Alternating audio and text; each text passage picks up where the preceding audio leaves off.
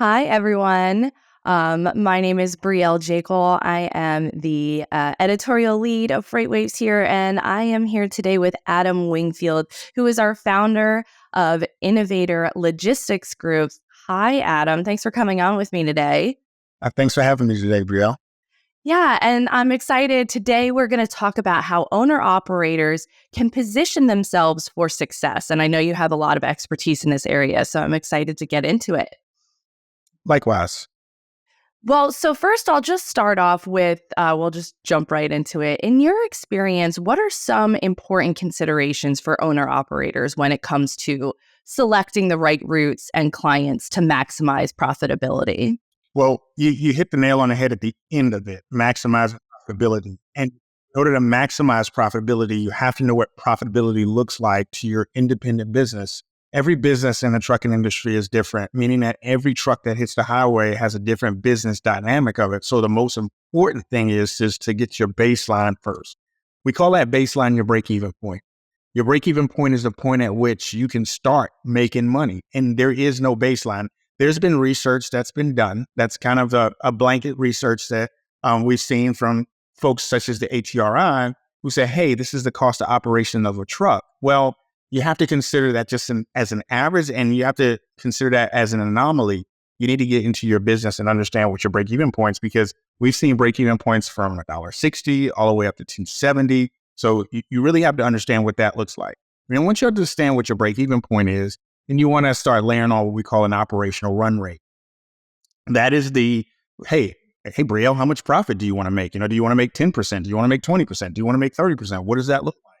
And if you establish yourself a baseline, like saying, hey, you know what, from a profitability standpoint, I want to have this as my profit number, then you layer that on top of your break-even point. So, for example, if your break-even point is $2 a mile and you say, hey, you know what, this year in 2024, I know it's a tough year, but I've got to do 20% profit. Well, you take that $2 and then you take your 20% on that $2, which would make you at $2.40. So now you would have to look at the lanes that would keep you within somewhat around that area there of $2.40 on average. Because listen, you're going to win some and you're going to lose some. You're not going to win every lane, but you want to say, hey, at the end of the month, at the end of a period, or at the end of a quarter, I want to be at $2.40. And again, that's just an average number. So everybody's going to have to do their own math. But in order to understand exactly how to become profitable and what lanes to choose for a profitability standpoint, you've got to establish what profitability looks like for you.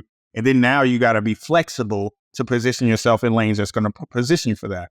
Because there may be lanes that you may have the desire to do $2.40 a mile, but the lanes that you like to run in is not going to do that. You're going to have to come outside that comfort zone in order to do that. So I got to have some flexibility there too. Okay. Well, what would you think about, in your experience, what do you think some of the, how important do you think it is to stay updated with like industry trends and changes and things like that in the market, like the constant new things that are happening? Or is it okay to just stick with what you know? I mean, it's okay to do whatever you want to do. This is a country, right? But if you want to be successful, you want to stay on top of things. When I started as an owner operator, I mean, there was barely no internet. We had no social media. We had none of this stuff. So we had no access to industry changes. The only access that we had is that when you go into a truck stop, you might pick up a magazine that's a week old from a publication standpoint. And the data that's in that magazine is probably a month old from the point that they actually got it to the actual truck stop. Now you have instantaneous, tangible tools to be successful. You've got the cheat code. So it's important for you to stay ahead of those things, because those headwinds can help you make those decisions, those profitability decisions that you just talked about. We may be looking at a situation where overall volumes in a particular lane may start to thin up. Well, just like in our first question, that was our lane. That was our go-to lane. Well, now that I've got the information ahead of me that, hey, you know what, something's going to change in that particular lane, I might need to make a different strategy. We got a cheat code. We got weather forecasts. We got Doppler radars that we never had before in the industry, and we got to take advantage of those things. I like the idea that you would say that like the data is kind of our cheat code nowadays, right? The fact that we have real-time data. I like that concept because it's totally true. I mean, you have a look into everything nowadays.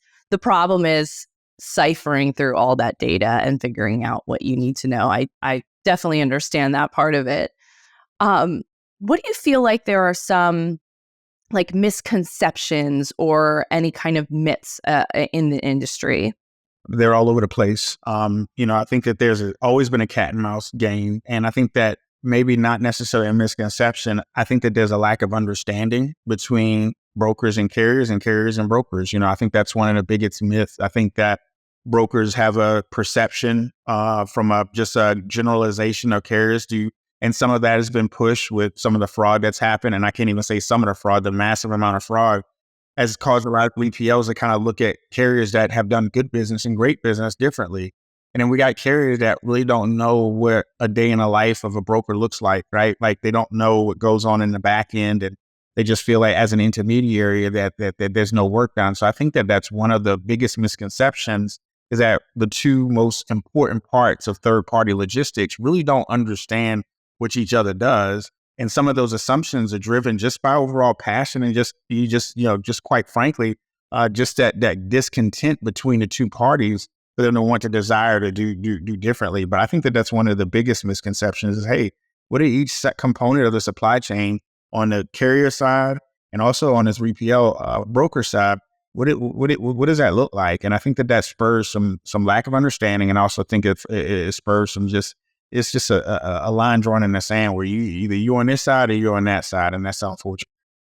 So what do you think that individuals in the industry, what do you think they should do to overcome these kind of challenges and these misconceptions to, better themselves? Well, I think that there's, one of the things that you've seen over the last 5 years and last 10 years is you've seen a lot more conferences, transportation conferences that encapsulates both sides, that has an open invitation for both sides to get into a room, be able to see, be able to conversate, be able to network and build those relationships. I think that that's one of the most important things is to do is really just stick to your own race and run your own race and formulate your own opinion based on your own interactions. Because it's really, really easy to open up social media and see somebody say, oh yeah, Brielle's brokerage sucked. They do this, that, and the third. But I've never had an interaction with you. I've never had the opportunity to connect with you or determine exactly what that looks like. But it's a mindset thing. And I think that it goes globally right now. I think that there's a lot of tension, when it comes down to the industry. When rates are low, you feel tension is always high. And I think that because of that, there's going to be that feeling that neither side wants anything to do with each other because we're pointing fingers at this is the reason why that this is happening right now. And the biggest, kind of going back to your myths, one of the biggest myths is really don't understand that freight cycles just do just like this. And they think that it's always going to be a constant gradual uphill pull. And it's just not like that. Yeah, actually, the back and forth made me laugh because I'm actually I moderate and I handle our comment sections on the website, and boy, woof. Bless your heart. It gets rough out there, and I'm just like, oh, there's nothing technically wrong with this comment, but I don't love how the vitriol against each other is kind of crazy sometimes. It is. And it's unfortunate. Free speech, freedom of speech is important, having the freedom to do so, but you can feel the tension with a knife when it's down to the industry. Yeah, and it seems as though everything is polarizing. Nobody can come to an agreement on anything. No. Nowadays. Not even on the most basic component, not the most basic. I mean, the thing is that this has been stewing for a long time, and it's always been like that. The things that I see that are happening in the comments that you're moderating were the comments that were being made in truck stop lounges back in the 90s, so the things that are frustrating, carriers, and the things that are frustrating people are the same things that are frustrating right now. There's no progress. This industry is such a slow pace, slow growth, and laggard industry. I've actually seen proof of that for sure, because we do a little flashback segment where we look back at old magazines from American Shipper, which is not exactly trucking, but it's still, in the, shipping area. And it's the same fights. It's the same arguments, from the 80s, the 90s to today. It's absolutely the same. And I just think it's so interesting how history just repeats itself, but also kind of shows that we do need to get out of this like constant circle. No, I agree. I think that, and the crazy thing is that not only does history repeat itself, with the cycles that we're going through, but I think that even in our industry, history hasn't become history yet. It's still the present. When you think of deregulation, post deregulation, like those things are still the present. Like those issues are still present. So it's never become a situation where we've gotten over that myth. We got over that hurdle. We've got over those issues to where we can look back and say, "Do you remember back then, Brielle, we were fighting and bickering over that? Well, it's come about again." Well, it's never went away. So that's why it's one of those things that it's been a struggle. Yeah. So just for my last question, we touched on this, about the misconceptions and whatnot, but what other challenges are there out there that people really need to keep their eye on, and in ways that they can circumvent that? I think part of it really is there a lot of especially in situations like now when the freight goes to the bottom cycles, a lot of people get to situations where their back's against the wall, and in some cases they make decisions that are in haste. So there are programs out there like lease operators and lease programs that might not be in the best interest of you. Make sure that you read those clauses. When you get into a financial agreement, such as a factoring agreement, make sure that you read the fine print on those factoring agreements, because I've seen factoring agreements where they're tying that owner operator and that carrier to a 2-year, 3-year deal. I've seen it where their buyouts are $5,000-$10,000 on a buyout in order to get outside of a factoring agreement. I've seen where factoring rates were way too high. So just be careful. Just be very, very diligent in what you're doing. Reviewing your factoring agreement, review all of the legal documentations that included yourself. You don't want to sign anything that you haven't read thoroughly through. The crazy part about it is I understand it, that they may send you a 30-page document for something. Well, if you don't have a legal person that's in your corner, you can use Up Counsel. You can even use OpenAI to actually just skim over it for you if you really don't want to get down into the weeds and read it. But make sure that you understand it, because I've seen a lot of owner operators and fleet owners get burnt from lease agreements all the way to factoring agreements and everything in between. Yeah, we've covered a little bit of that recently, and that's something that really sent off the comments for sure. Yeah. Yeah, it's all the little nuances and things like that in the industry are definitely something to keep an eye on. But I thought that was interesting, your idea to use OpenAI. Yeah, for sure. It's kind of cool to see how many ways that people are using like AI and technology. It's even so different than 3 years ago. It's a tool, and we've used it to OpenAI can go back and look at your IFTA filings to ensure that your IFTA filings are compliant. You can use OpenAI to read documents. Now, of course, you don't want to use that as your primary legal backstone, but if you're looking for something at least to highlight key points within that legal agreement, and you want to use that OpenAI tool, so that way when you go into that OpenAI tool, it'll actually pull those things out for you and say, "Hey, check this." So it's all about prompting, but using AI is just, honestly, if you're not using artificial intelligence, it's a tool to help you get better. Yeah, I mean, in every ways, I really don't see it completely replacing people. I mean, let's be honest, we're not going to see driverless trucks, even in that type of AI, completely without a driver, So I think it's cool to find the different ways that you can use AI to help you. Can really make a huge difference in efficiency and accuracy.